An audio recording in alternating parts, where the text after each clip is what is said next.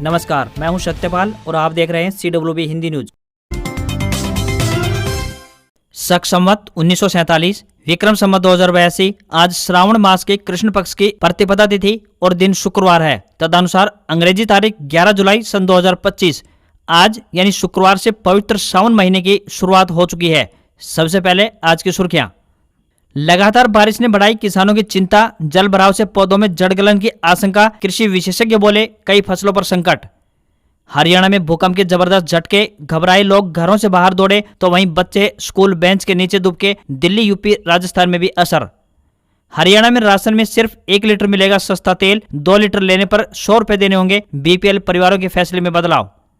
हरियाणा में फिर से आसमान छुएंगे प्रॉपर्टी के दाम, 25% तक बढ़ सकते हैं कलेक्टर रेट।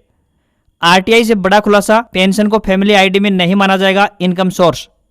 हरियाणा में 60% घर लिव इन रिलेशनशिप से टूट रहे। महिला आयोग चेयरपर्सन का खुलासा, बोली विवाह के मूल्यों को समझना आवश्यक, हर जिले में खुलेंगे परामर्श केंद्र। राज्य शिक्षक पुरस्कार के लिए ऑनलाइन आवेदन आमंत्रित, 1 लाख का मिलेगा इनाम, 15 साल का अनुभव जरूरी। और हरियाणा में उज्ज्वल दृष्टि योजना आज से शुरू, स्वास्थ्य मंत्री आरती राव हिसार से करेंगी शुरुआत। और अब खबरें विस्तार से। हरियाणा में बारिश का दौर जारी है। मौसम विभाग ने 10 जुलाई को पूरे हरियाणा में बारिश का अलर्ट जारी किया था, जिसके बाद गुरुवार को हिसार, गुरुग्राम, भिवानी, जींद, पंचकुला, रेवाड़ी, कुरुक्षेत्र, सोनीपत, महेंद्रगढ़ और नूह में जबरदस्त बारिश हुई, जिसके बाद गुरुग्राम में पानी जलभराव हो गया। यहाँ कमर तक पानी भर गया। वहीं सड़कें तालाब बन गई, जिसके बाद हालात देखकर डिप्टी कमिश्नर अजय कुमार ने सभी प्राइवेट और कॉर्पोरेट कंपनियों के कर्मचारियों के लिए वर्क फ्रॉम होम की एडवाइजरी जारी कर दी है। वहीं रेवाड़ी के अस्पताल में भी पानी भर गया। हिसार स्थित चौधरी चरण सिंह हरियाणा कृषि विश्वविद्यालय के कृषि मौसम विज्ञान विभाग के मुताबिक माने तो मानसून ट्रफ के उत्तरी सीमा पर होने की वजह से प्रदेश में 15 जुलाई तक बारिश रहेगी। अब मानसून ट्रफ उत्तरी सीमा सूरतगढ़, भिवानी, अलीगढ़, बांदा, डाल्टनगंज, दीघा से होता हुआ उत्तर पूर्व बंगाल की खाड़ी तक बना हुआ है, जिससे बंगाल की खाड़ी की तरफ से नमी वाली मानसूनी हवाएं राज्य की तरफ लगातार आने की वजह से हरियाणा राज्य में 15 जुलाई तक बारिश की संभावना जताई गई है। इस दौरान मानसूनी हवाओं की सक्रियता से 11 से 13 जुलाई तक राज्य के ज्यादातर क्षेत्रों में हवाओं व गरज चमक के साथ बारिश होने की संभावना है। वहीं 14 व 15 जुलाई को राज्य के उत्तरी जिलों में ज्यादातर स्थानों पर हवाओं व गरज चमक के साथ हल्की से मध्यम बारिश होने की संभावना जताई गई है। वहीं दक्षिणी पश्चिमी जिलों में कहीं कहीं हल्की बारिश की संभावना है। इस दौरान कुछ एक स्थानों पर तेज बारिश की भी संभावना है। इंडियन कोस्ट गार्ड में असिस्टेंट कमांडेंट के 170 पदों पर भर्ती निकली है। उम्मीदवार ऑफिशियल वेबसाइट joinindiancoastguard.cdac.in पर जाकर अप्लाई कर सकते हैं। किसी भी मान्यता प्राप्त यूनिवर्सिटी से कम 60% अंकों के साथ बैचलर डिग्री व 12वीं में मैथ्स और फिजिक्स की पढ़ाई होनी चाहिए। संबंधित विषय में BE या BTech की डिग्री होनी चाहिए। वहीं 12वीं में मैथ्स व फिजिक्स की पढ़ाई होनी चाहिए। एज लिमिट की बात करें तो न्यूनतम 21 साल और अधिकतम 25 साल तय की गई है। सैलरी असिस्टेंट कमांडेंट के लिए 56,100 रुपए प्रति माह मिलेंगे, तो डिप्टी कमांडेंट के लिए 67,700 रुपए प्रति माह और कमांडेंट के लिए 78,800 रुपए प्रति माह मिलेंगे। कमांडेंट 1,23,100 रुपए प्रति माह तय की गई है। फीस की बात करें तो जनरल, OBC और EWS के लिए 300 रुपए, वहीं SC ST के लिए निःशुल्क रहेगा। हरियाणा सरकार ने राज्य शिक्षक पुरस्कार 2025 के लिए ऑनलाइन आवेदन आमंत्रित किए हैं। भिवानी के SDM डॉक्टर अश्वीर सिंह नैन ने बताया कि आवेदन की अंतिम तिथि 15 जुलाई है। टीचरों को पुरस्कार स्वरूप 1 लाख रुपए की नगद राशि दी जाएगी। इसके अलावा विजेता को रजत पदक, प्रमाण पत्र और शाल भी प्रदान किया जाएगा। शिक्षक अनुभव होना चाहिए। प्रधानाध्यापक और प्राचार्य के लिए 20 वर्षों का अनुभव जरूरी है। इनमें हेडमास्टर या प्रिंसिपल के रूप में कम से कम 5 वर्ष की सेवा अनिवार्य है। आवेदन केवल ऑनलाइन स्वीकार किए जाएंगे। तकनीकी समस्या के लिए हेल्पलाइन नंबर 0172 50 498 01 यानी 0172 5049801 पर संपर्क किया जा सकता है। केवल वही टीचर पात्र होंगे जिनकी ग्रेडिंग पिछले 10 वर्षों की वार्षिक गोपनीय रिपोर्ट यानी ACR A या A+ है। टीचर स्वयं नामांकन करने के साथ ही पात्रता सहित अन्य जानकारी ले सकते हैं। आवेदन केवल पोर्टल पर ऑनलाइन माध्यम से ही स्वीकार किए जाएंगे। आवेदक टीचर को पोर्टल पर आवेदन करते समय किसी भी प्रकार की परेशानी होती है तो विभाग के दिए गए हेल्पलाइन नंबर पर संपर्क कर सकता है।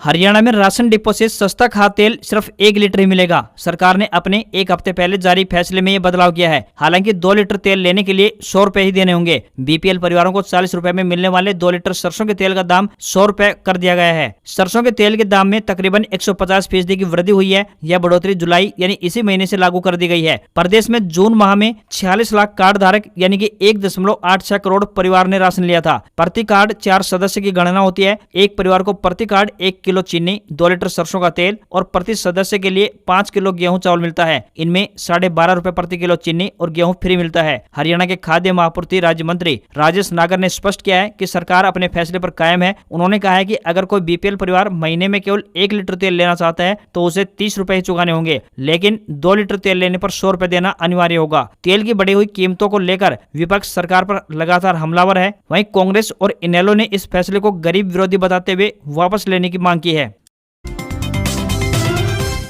हरियाणा में गुरुवार को भूकंप के तेज झटके महसूस किए गए। सुबह करीब 9:05 पर ये झटके लगे। करीब 10 सेकंड तक झटके लगे। भूकंप का केंद्र हरियाणा का झज्जर रहा, जहां 10 किलोमीटर गहराई में हलचल हुई। राष्ट्रीय भूकंप विज्ञान केंद्र के मुताबिक रिक्टर स्केल पर इसकी तीव्रता 4.4 आंकी गई। इसका असर गुरुग्राम, रोहतक, पानीपत, झज्जर, हिसार और रेवाड़ी में भी महसूस किया गया। साथ ही हरियाणा के अलावा दिल्ली, एनसीआर व पश्चिमी उत्तर प्रदेश और राजस्थान में भूकंप के तेज झटके महसूस किए गए। हालांकि इसकी वजह से किसी तरह के नुकसान की खबर सामने नहीं आई। हरियाणा में इससे पहले महेंद्रगढ़ जिले में 27 जून को शाम को भूकंप के झटके महसूस किए गए। उस दिन भूकंप की तीव्रता रिक्टर स्केल पर 2.8 मापी गई, जिसकी गहराई 5 किलोमीटर थी। वहीं बीते 6 महीने में दिल्ली और एनसीआर में तीसरी बार भूकंप आया है। इससे पहले 19 अप्रैल और 17 फरवरी को भी भूकंप आया था। विशेषज्ञों का कहना है कि दिल्ली एनसीआर भूकंपीय जोन 4 में आता है, जो मध्यम जोखिम वाला क्षेत्र है।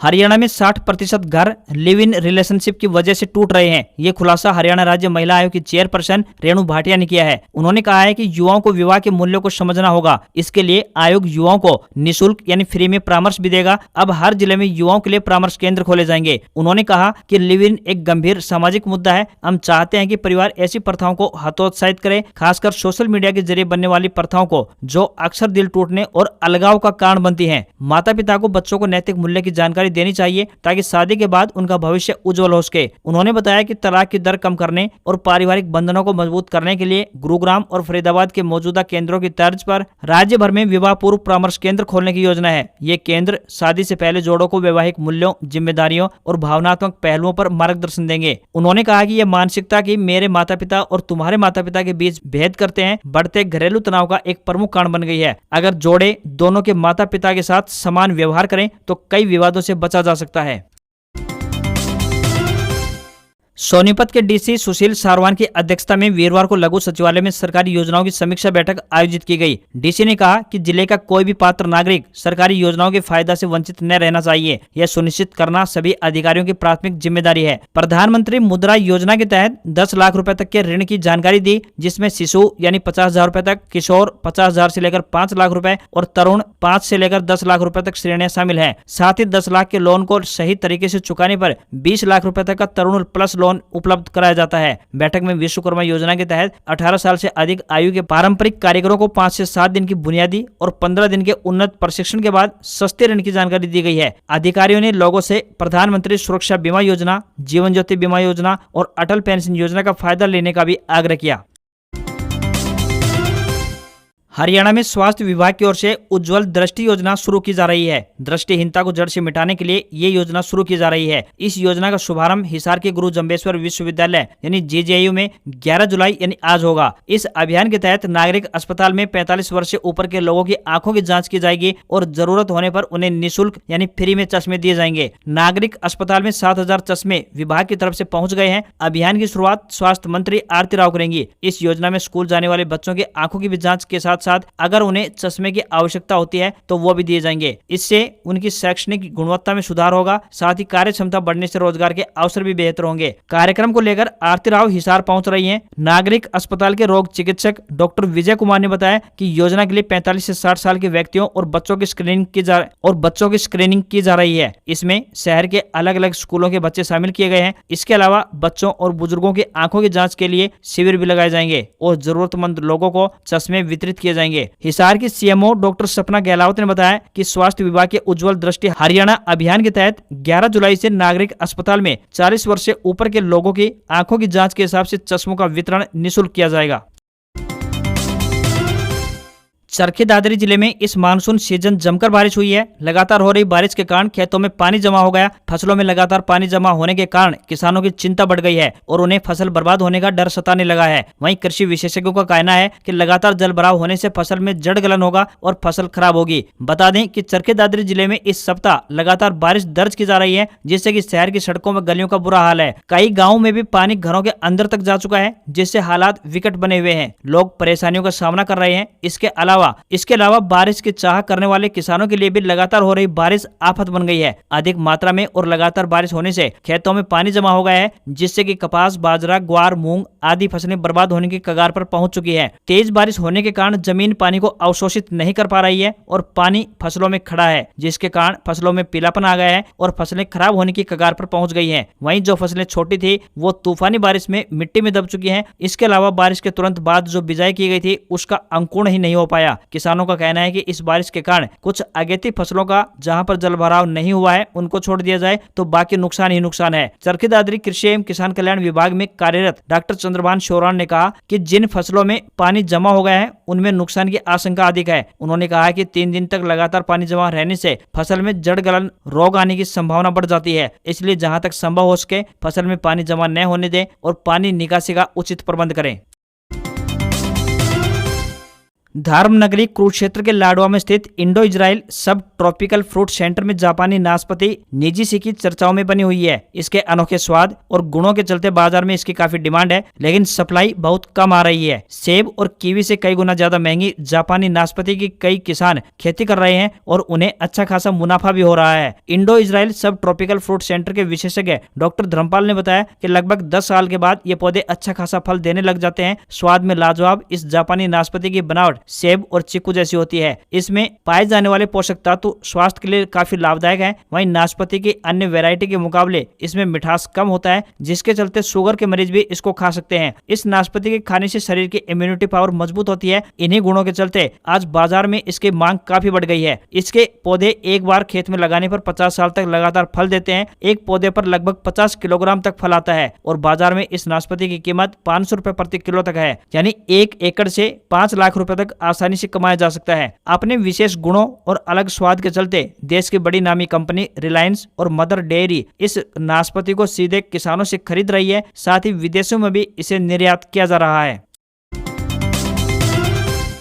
हरियाणा में शिक्षा निदेशालय ने कौन बनेगा करोड़पति यानी केबीसी की तर्ज पर प्रश्नोत्तरी प्रतियोगिता आयोजित करवाने का अहम फैसला लिया है, जिसमें हॉट सीट पर आमने सामने बैठकर विशेषज्ञ स्टूडेंट से सवाल पूछेंगे। सही उत्तर देने पर अंक मिलेंगे, जबकि गलत उत्तर पर नेगेटिव मार्किंग रहेगी। चंडीगढ़ स्थित Haryana state council for science, innovation and technology संस्था की ओर से आयोजित होने वाली इस प्रतियोगिता में स्टूडेंट्स को प्रश्नों का सही जवाब देने के लिए 20 से लेकर 60 सेकंड तक का समय दिया जाएगा। निदेशालय की ओर से जारी पत्र में प्रश्नोत्तरी प्रतियोगिता को 2 भागों में विभाजित किया जाएगा। पहले भाग में दिल्ली स्थित सीबीएसई एवं दूसरे भाग में भिवानी स्थित हरियाणा विद्यालय शिक्षा बोर्ड से मान्यता प्राप्त स्कूलों को शामिल किया गया है। कक्षा 9वीं से 12वीं तक के स्टूडेंट्स इस प्रतियोगिता का हिस्सा बनेंगे, बशर्ते स्टूडेंट्स साइंस सब्जेक्ट में रुचि रखते हों। फिजिक्स, केमिस्ट्री, बायोलॉजी और गणित विषय के स्टूडेंट्स को प्राथमिकता दी जाएगी। प्रश्नोत्तरी प्रतियोगिता के लिए प्रत्येक स्कूल से एक टीम गठित होगी। जिला स्तर पर टॉप 8 टीमें बनाई जाएंगी, जो कि जोनल स्तर पर जिले का प्रतिनिधित्व करेंगी। जिला स्तर पर अव्वल टीम को कोई इनाम नहीं दिया जाएगा। वहीं जोनल स्तर पर पहले नंबर पर रहने वाली टीम को 20,000 रुपए, दूसरे स्थान की टीम को 15,000 रुपए और तीसरे नंबर की टीम को 12,000 रुपए इनाम राशि स्वरूप और तीसरे नंबर की टीम को 12,000 रुपए इनामी राशि दी जाएगी। वहीं स्टेट लेवल पर अव्वल टीम को 60,000 रुपए, दूसरे नंबर पर 50,000 और तीसरे नंबर पर रहने वाली टीम को 40,000 रुपए इनाम स्वरूप राशि नगद धनराशि दी जाएगी।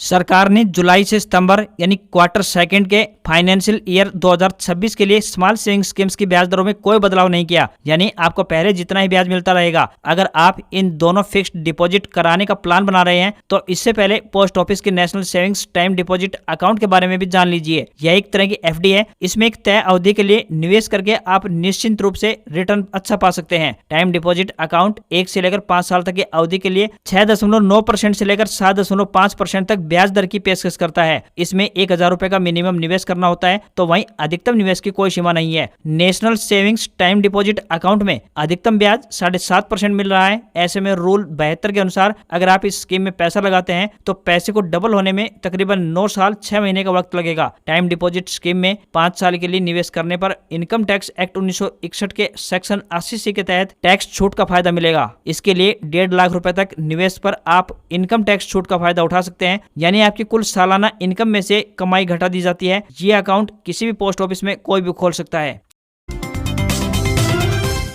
हीरो मोटोकॉर्प ने हाल ही में लॉन्च किया अपनी नई विडा VX2 इलेक्ट्रिक स्कूटर के लिए स्पेशल इंट्रोडक्टरी प्राइस की घोषणा की है। इस लिमिटेड टाइम ऑफर में स्कूटर का गो वेरिएंट अब 15,000 रुपए सस्ता हो गया है। इससे इलेक्ट्रिक स्कूटर की battery rental programme battery as a service के साथ कीमत 44,990 रुपए रखी गई है, तो वहीं बैटरी सहित इसकी एक्स शोरूम कीमत 85,000 रुपए है। वहीं टॉप वेरिएंट विडा VX2 प्लस की बैटरी सहित एक्स शोरूम कीमत की बात करें तो 1 लाख रुपए हो गई है और बैटरी एज ए सर्विस यानी BAAS प्रोग्राम के तहत 58,000 रुपए है। हालांकि कंपनी ने ये नहीं बताया इंट्रोडक्टरी प्राइस कब तक लागू रहेगा। हीरो मोटोकॉर्प ने विडा VX2 को 2 बैटरी पैक ऑप्शन के साथ 1 जुलाई को लॉन्च किया था। कंपनी का दावा है कि इस स्कूटर फुल चार्ज पर 142 किलोमीटर चलेगा। हीरो का कहना है कि VX2 को बैटरी रेंटल प्रोग्राम के साथ खरीदने पर आपको 96 पैसे प्रति किलोमीटर चार्ज देना होगा। इसमें बैटरी का परफॉर्मेंस 70% से कम हो जाता है तो कंपनी इसे फ्री में बदल कर देगी। ये e scooter TVS iQube, Bajaj Chetak, Ola S1 और एथर रिजडा को टक्कर देता हुआ दिखाई देगा। इसकी डिलीवरी जल्द शुरू होने की उम्मीद है। अमेरिका की नई टैरिफ नीति भारत के लिए फायदेमंद साबित हो सकती है। एक ताजा रिपोर्ट के मुताबिक अमेरिका भारत पर तय टैरिफ से कम टैरिफ लागू कर सकता है। वहीं दूसरी तरफ इंडो पैसिफिक के कई देशों को भारी टैरिफ का सामना करना पड़ेगा। इससे भारत में विदेशी निवेश के अवसर बढ़ सकते हैं और देश की मैन्युफैक्चरिंग क्षमता को मजबूती मिल सकती है। अरिहंत कैपिटल की रिपोर्ट के मुताबिक भारत कई अन्य एशियाई देशों की तुलना में अमेरिका के नए टैरिफ सिस्टम में बेहतर फिट बैठता है। इससे भारत के पास निवेश को आकर्षित करने और मैन्युफैक्चरिंग हब बनने के लिए बड़ा मौका है। रिपोर्ट में यह भी बताया गया है कि कंबोडिया और वियतनाम जैसे देशों को यहां अधिक टैरिफ झेलना पड़ रहा है। ट्रंप ने 8 जुलाई को जापान के प्रधानमंत्री शिगेरू इशिबा और दक्षिण कोरिया के राष्ट्रपति ली जे म्यूंग को औपचारिक लेटर भेजकर टैरिफ की जानकारी दी थी। बाद में मलेशिया और कजाकिस्तान को भी इसी तरह के लेटर ऑफर हुए। हालांकि भारत को अभी तक ऐसा कोई लेटर नहीं मिला है। रिपोर्ट में इसे भारत के लिए अच्छा संकेत बताया गया है। एक्सपर्ट्स के मुताबिक अमेरिका भारत को स्ट्रेटेजिक पार्टनर होने के नाते रियायत दे सकता है। रिपोर्ट के मुताबिक अमेरिका की इस नई टैरिफ नीति के चलते भारत की स्थिति बाकी देशों की तुलना में मजबूत है। इसका फायदा उठाकर भारत ग्लोबल सप्लाई चेन का अहम हिस्सा बन सकता है। बुधवार को अमेरिकी राष्ट्रपति डोनाल्ड ट्रंप ने 14 देशों पर नए टैरिफ की घोषणा कर दी है। इनमें कई देशों पर 25% से लेकर 50% तक के टैरिफ लगाए गए हैं। हफ्ते के चौथे कारोबारी दिन भारतीय शेयर बाजार में सेंसेक्स 346 अंक गिरकर 83,190 के स्तर पर बंद हुआ। वहीं निफ्टी में 121 अंक की गिरावट देखने को मिली और ये 25,355 के स्तर पर बंद हुआ। सेंसेक्स के 30 शेयरों में से 22 में गिरावट रही और 8 में तेजी रही। BEL, एयरटेल और एशियन पेंट्स के शेयरों में 2.6% तक की गिरावट देखने को मिली, तो वहीं मारुति, टाटा स्टील और बजाज फाइनेंस के शेयर्स 1.3% चढ़कर बंद हुए। निफ्टी के 50 शेयर्स में से 38 नीचे जबकि 12 चढ़कर बंद हुए। NSE की बैंकिंग, IT, FMCG और हेल्थ केयर सेक्टर में 1% तक की गिरावट देखने को मिली, तो वहीं मेटल, रियल्टी और कंज्यूमर ड्यूरेबल्स के शेयर्स ऊपर चढ़कर बंद हुए। 24 कैरेट सोने का दाम 753 रुपए बढ़कर 96,838 रुपए प्रति 10 ग्राम के स्तर पर पहुंच गया है, तो वहीं चांदी की कीमत 380 रुपए कम होकर 1,06,900 रुपए प्रति किलोग्राम पहुंच गई है। दिल्ली में 24 कैरेट सोने की कीमत 98,550 रुपए और 22 कैरेट के सोने की कीमत 90,350 रुपए प्रति 10 ग्राम के स्तर पर पहुंच गई है। आज खबरों में बस इतना ही। देखते रहिए आपका अपना हरियाणा का सबसे बेहतरीन news channel CWB Hindi news. नमस्कार। इसी आशा के साथ आपका दिन शुभ रहे।